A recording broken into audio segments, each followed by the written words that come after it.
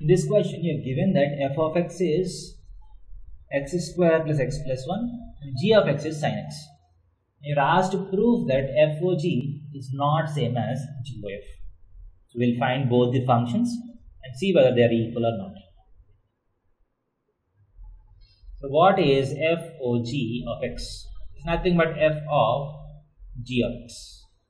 That is, f of g of x is sin x.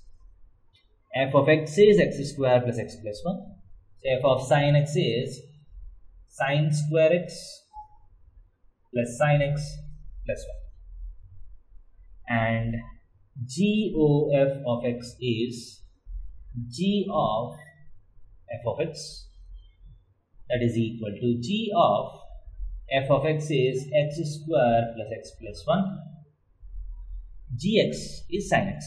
Gx square plus x plus 1 is sin of x square plus x plus 1. So as you can see, these two are not equal. Hence, proved. Thank you.